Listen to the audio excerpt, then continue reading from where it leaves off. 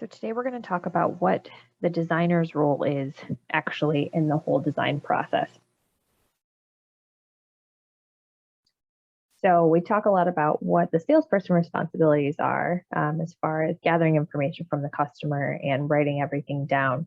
And sometimes the perception can be that your designer doesn't do as much, or you're not sure what they're doing because you'll see them in the morning for a little bit and then they're out on an appointment, or you see them in the store, but it doesn't necessarily seem like they're, actively working on something like you are. If it's busy in the store, they may be at a computer working on projects. But trust and know that they are working just as hard to get your appointments to close and be able to add on to those tickets as much as possible to be able to maximize business for everyone. So some of the things that the designer is responsible for, both in the store and in the customer's home. So in the store, they have to be available for introductions on the sales floor. As a salesperson, you're working with someone and you want to introduce your designer. So you bring them over to wherever he or she may be. That designer wants to be ready to jump into that interaction and help to convert them to an in-home appointment, or at least answer whatever questions they may have. They're going to look over the paperwork once we've got an appointment booked to make sure that everything is what they need it to be before going out into the home. Now, if more information is needed, they can put that appointment on hold in the calendar until we get that information. They're going to pull fabrics or leathers, whatever swatches, rug swatches, wood samples to be able to take out to the customer's home. They're going to meet with the customer in their home on that day. They're going to go through that customer card that was filled out, your room guide that was turned in when you booked the appointment, just to make sure that the customer is still thinking about the same things. There's been times where people change their mind completely from being in the store. And so they're just going to reaffirm that what the customer is looking for the day they're in the home is the same as what they were looking at the day they were in the store. They're going to ask about other rooms, and that is a huge one. This is where those big tickets really come from.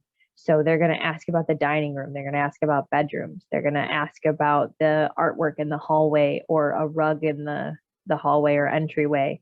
As many different pieces as we can add on once they're there. And those may not all happen at one time, but again, just planting that seed to try and maximize that ticket, not only for themselves, but also for the salespeople that book the appointment.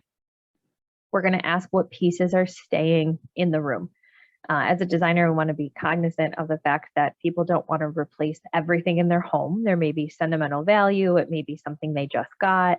And so what pieces do we want to keep that we need to be mindful of for color selection, style selection, whatever that may be? We're going to make sure that the wall color is not changing to be sure that the fabrics that we're selecting coordinate with the rest of the space. They're going to measure the room, gather all dimensions. They're going to take pictures, make notes of any furniture, take pictures of those furnishings, and gather dimensions for stuff that's staying. And they're going to set up that purchase appointment before leaving the home, so we can make sure that that customer truly is committed. Now, keep in mind that all of those things are happening in the customer's home. So as a salesperson, sometimes it's really hard to get your customer to focus when they're in the store. And that's on our turf. We have all the samples at our disposal. We have, all the different styles to go back to and try and sit on.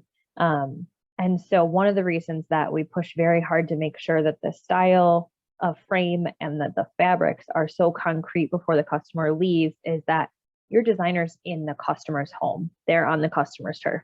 If they have kids at home or they have a phone that's ringing, they may even be more distracted when the designer's in their home than what they were in the store. And we want to be able to utilize the time for those additional pieces, not just reaffirming and fighting through distraction on the upholstery pieces that they started out with the first day when they were in the store and booked the appointment.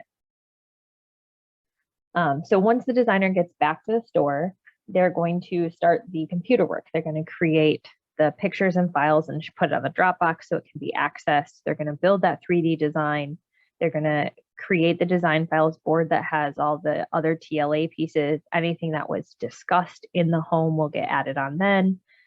They're always going to display a set of tables, even if the customer wasn't looking for them. We really want to create that dream room look, so that even if your customer wasn't necessarily thinking about it, you've mentioned it in the store as a salesperson. The designers mentioned it in the home, asking about that naked wall. And by the time they get to the presentation, they've had it in their mind for about a week and they go, maybe we do need something there. And that's how we're going to add on those pieces one by one. We're just planting more and more of those seeds. They're going to have all the tables, rug samples, fabrics, leathers, all the paint swatches, whatever that is, pulled ahead of the purchasing appointment so that there's a presentation area set up for the customer when they come in. And they're going to meet with them during the presentation. They're going to go through and solidify the placement of furniture using the 3D model. So making sure that the layout makes sense first. Otherwise, nothing else really matters. After that, they're going to make sure the finishes make sense as far as cover, leather. If they're doing the table pieces, they have the right finish on the tables, they have the right style on those. They're going to set up a follow-up appointment if needed. So some customers will come in and do kind of phase one of the design service. So they may get upholstery and tables, but they're interested in the other items. We'll set up a follow-up for them to come back and do the rugs and accessories, or if they're not 100% sure and they need to think about it for whatever reason, setting up that follow-up just gives us the concrete time when that customer is going to come back and purchase. And then they're going to finish the rest of the paperwork in the computer system, coding the ticket appropriately so everybody gets credit, making sure the sales numbers in the calendar, making sure the paperwork gets turned in so that all the tracking is done and everyone gets credit where due. And then they're going to send the customer the floor plans and their designs once they purchase. Keep in mind that a lot of the time while they're doing all the computer steps, they're also trying to listen in on those sales interactions going on the floor so that they can still be there to be introduced for that next appointment, because this one's at a point where it's closing. We need to be able to get ready for the next one. So just remember that there's a lot that, your designer is trying to do while they're in the building multitasking. These two steps, your 3D planner and the design files, they seem like small steps when you look at the grand spectrum of things that your designer is doing. But keep in mind that those are, for most people, the thing that gets them to book a design appointment. So as a sales associate, talk up the 3D model, talk up design files. If you have a TV in your store and you can have a presentation that's up there to show and explain what your designer does for your customer once they're in the home, I think this is a huge selling piece for the program. And it is a pretty time-consuming piece. So for a lot of your design customers, this is where your designer is spending the majority of their time, but it gives them a very accurate snapshot of what that room's going to look like when it's completed. So as you can see, there's a lot of responsibility on both sides. We're asking salespeople to narrow down frame and fabric and get ideas for tables and rugs and lamps. And sometimes that can seem like you're doing all the work and the designer's just putting together what you've already picked out. But a lot of it is creating that presentation, continuing that rapport, making sure that we're getting selections that both work functionally and fashionably. And the best way to keep that going is keeping your communication between salesperson and designer very open. You want to make sure each person works a little bit differently. So get to know how your designer works. If you're a salesperson, if you're a designer, get to know how each one of your salespeople work, where it makes sense for you to jump in their interactions, or where it makes sense to introduce your designer. If they're in the middle of a project, can you come back in 5 minutes? Check on those things so that we can keep everything flowing smoothly.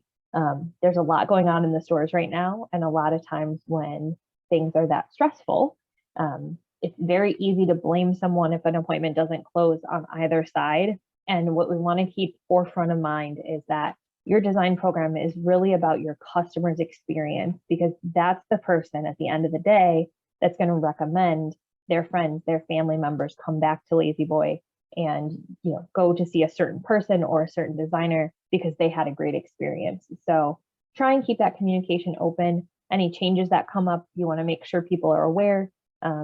Whatever your note process is for that, we just want to keep that clear.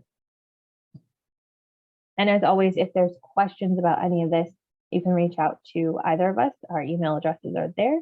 And I'd love to hear any feedback you guys have, success stories that you've had. Just let us know how things are going.